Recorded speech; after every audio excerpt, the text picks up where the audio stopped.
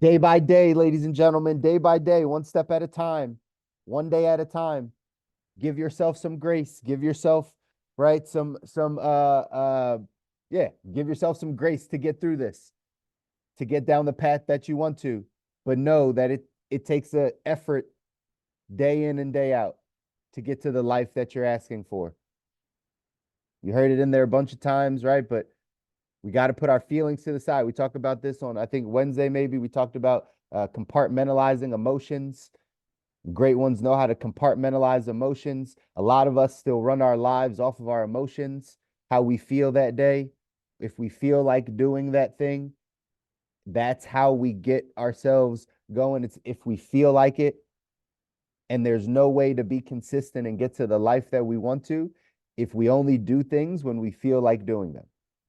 If we only give the effort when it's convenient for us, when we have the time, when we feel good about it. There's certain things that we just have to learn that we have to just continue doing if we want to get to the life that we want. There's just certain things we got to continue to wake up and do it regardless if we feel like it or not. And a lot of this stuff comes down to the commitments that you make to doing these things. The commitments. We all have to make certain commitments. The question is, right, do you live up to your commitments? Do you make do or die commitments? That's what it says in our text today. 177 Mental Toughness Secrets of the World Class. It says champions make do or die commitments. The commitment supersedes your feelings. The commitment that you made to getting healthy supersedes what you want to eat in that moment. Right? The commitment you made to your relationship, to your marriage, is actually the reason why you choose to not go certain places or do certain things, because you made a commitment. You don't get to just give in to the way that you feel and how you feel about something if you've made a commitment. And because we're making these commitments to improve our lives, to take our lives, to design our ideal life, we have to stick to our commitments, not our feelings. And sometimes this is a tough message for people. This is a tough message for a lot of people that, right, typically have not had to build something long term, or right, suffer through something, or have a lot of pain in something, or whatever the case is, that the feelings start to take over. How we feel starts to take over, and that determines our actions, that determines who we're around, our environment, what effort we choose to put into something. But if we can go back to the commitments that we make that'll pull us to the life that we actually want, not that'll pull us out of where we are right now, but pull us to the life that we want, because those things can be different, right? Then we can watch some things change. So here's what it says. If there was ever one word that defined the champion, the word would be commitment. When everyone else is tired, exhausted, and burned out from the battle, the great ones are just getting warmed up.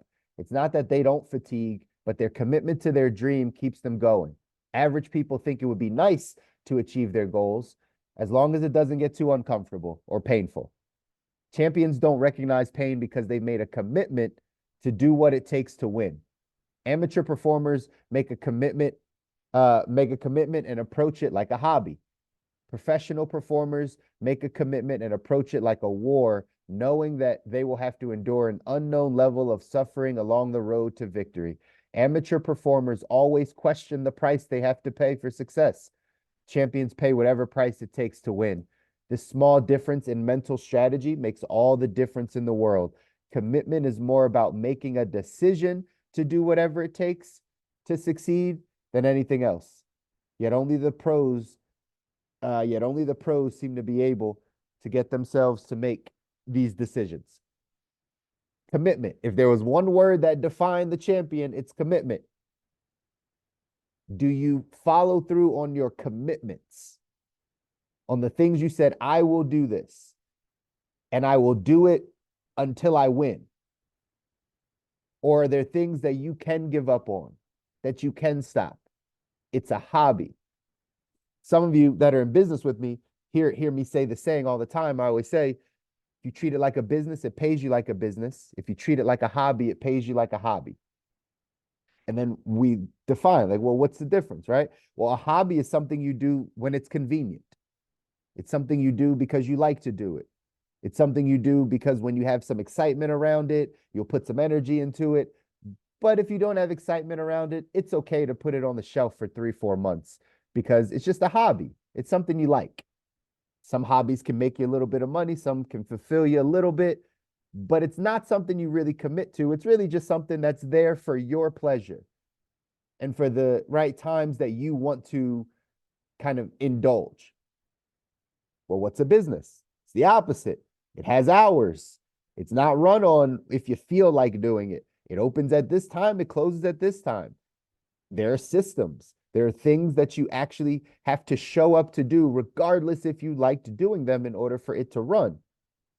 So in our business, we always say you treat it like a business, it'll pay you like a business. But if you treat it like a hobby, it'll pay you like a hobby. Well, that's very much so what this is saying inside of here, right? Champions don't recognize pain because they made a commitment to do what it takes to win. Amateurs perform, amateur performers make a commitment and approach it like a hobby. That's the difference. It's like I made this commitment to see this thing all the way through, regardless of how I feel, and I'm going to go do that thing. Versus the other side of like, I'm just going to do this until it doesn't feel good anymore.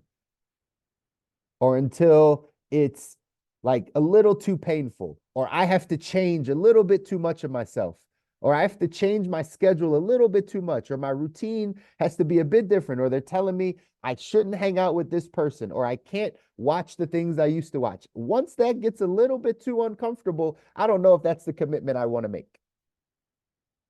This is what happens. This is the masses. This is not us. This is the masses. So you have to identify when, if you have any of these things, if you have any of that self-talk for yourself of like, is it just hard? Did you make a commitment? Are we making do or die commitments? Are we following through on the things we said we want in our life? You said you wanted to be a multimillionaire. You said you didn't want to work for anyone. You said you wanted to have time freedom. You said you want to live a healthy life. You said you want a healthy marriage. You say you want good kids. Like you say, but are we making those commitments? Are we sticking through on those commitments, or are we backing off when it gets a little tough? When it's a little bit too much suffering or there's a little bit too much pain? That's when we start questioning, did God show us the right thing? Right? Are you sure this was the right way? Because I didn't know there was going to be storms up ahead. I didn't know that there was going to be roadblocks. I didn't know that this was going to be hard. That's just kind of like what we start saying after we make the commitments. But just know, the key to all of this is that you have a dream. The reason why you're committing to something is because you have a vision for it. That's why you'll commit to it. You're committing to see your vision come to life. If that means that you're committing to see your health vision come to life, like what you want to experience in your body, then that's the commitment you make. If it's something you want to see in your financial life, that's the commitment. If there's something that you want to see in your marriage or your relationships, then that's the commitment. But you have to do whatever it takes. Once you make the commitment, you have to do whatever it takes to win. And sometimes in our society, the society we live in right now allows us to take our foot off the gas. It allows us to slow down. It allows us to make a commitment, but then be like, but that isn't for you, or that's a little too hard, or that changes too much, or that's not the way other people are going. And we can easily scale back. So I'm curious, what commitments are you making in your life currently? What are those do or die commitments that you're making? That you're saying, no matter what, like we're going to win in this area. No matter what, we're going to make this happen. Doesn't matter how hard this thing gets. Doesn't matter, right? The twists and turns and the people. It doesn't matter any of that stuff. Like what are you fully committed to in your life that you're not going to quit on, that you're not going to slow down on when it gets too hard? I would challenge you all to find that thing, or find a couple of those things that you're just overly committed to. It said it down here. Commitment is more about making the decision. It's you just made a decision to do whatever it takes. You made a decision to succeed. You didn't say that you will, or how long is it? Like you just made the decision. When we hit rocky times in our marriage, like we always have to go back to making the decision to be like, yeah, like we burned the boats. Like we're not jumping off this thing. Like we're gonna die here hating it, or right, we're gonna learn to love this thing, right? But there's no getting off, no getting off the boat. So you got to make some of those commitments. I would often say that, some of you are in long-term relationships, right? Married. Some of you are in business, right? Those things kind of go hand in hand. It's the same muscles. Some of the when we talk about studying success, and success leaves clues, right? Some of the wealthiest families, right? The people that have built the most amount of wealth and success, right, have done it like through partnership in marriage, like through long-term relationships. Because the same skill, the same, commitment you would make in marriage, you make in business. You make to the thing that you're building. So it becomes the same commitment, that you're using the same muscles over time. But that's also why, right? Divorce rates really high. People don't do well in business because they stop, quit, go left, right, right. We don't have we're not the era of the most committed. So if we're going to be the people that design our ideal life, we don't do the things the masses do. We don't wind up working a job 40 years or whatever the case is. We have some form of financial freedom. We get to the place where you can, right, do life the way you want to, and money's not an issue, and right, family's not an issue, and you have time freedom, and you can travel and do all the things you want to do, right? If we're going to actually get to that life, which most people don't get to, then we have to know that we got to do some things differently. And one of them is going to come down to your ability to keep the commitments that you're making. Keep the commitments that you're making. Sounds simple, but there's probably a bunch of areas in our lives that we're not keeping the commitments that we're making to ourselves. We're not in the it got hard and we slowed down. It got hard and we questioned the price. I feel like it said that in there some here about, right, the price to pay. Where is it? Average performance, uncomfortable, something in there said something about committing to paying the price, right? But either way, I can't find it. Oh, there we go. Amateurs performers always question the price they have to pay for success. Amateur performers always question the price they have to pay for success. We're not amateurs. You're not amateurs anymore. You've been on these calls.